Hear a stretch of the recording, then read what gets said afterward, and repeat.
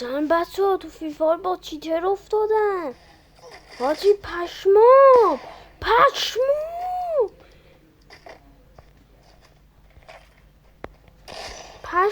با چیتر افتادن. داداش چی داداش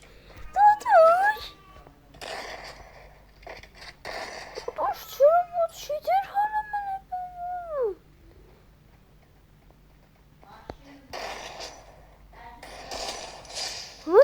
با چیتر افتادم. چیتر خالص تک به تک. اوه من چی کردم؟ چیتر افتاده. بابام پاشم چی داره این چیتر خالص. الان اگه من نیومدم داشتم بابا پاشیخ زد. این پاشیخ میزنه آجی. نگاه از شیخم میره اون طرف. آقا این چیت خود خالصه. این دای چه چیتی بابام این چیته.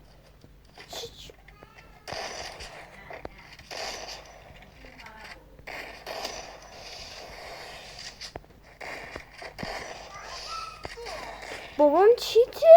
این چیته میزن من میبره خواب. بابا این چیتره. این آقا این چیتره.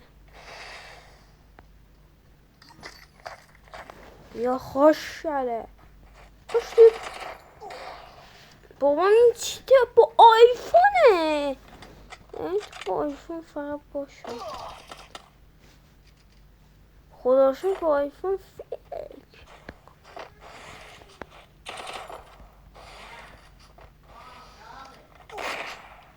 این چیته. آقا این چه چیتیه. بابا من هر جا میرم این میزنه.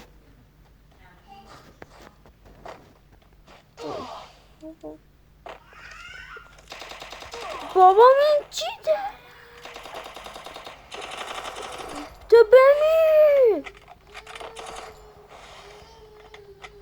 تو بنم نمیشه. بالاخره کشتنش.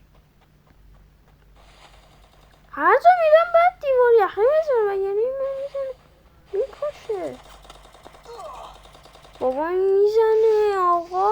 از دور نمیشه زد. صد تا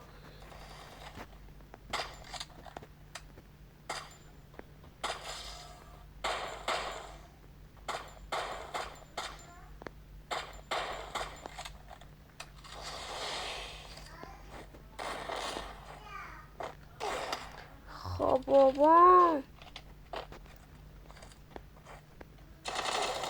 این چیتره.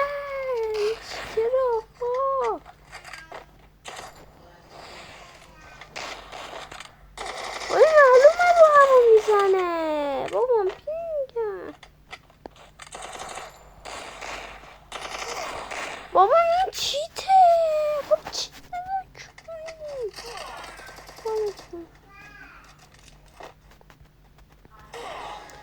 این چیته خارکوس.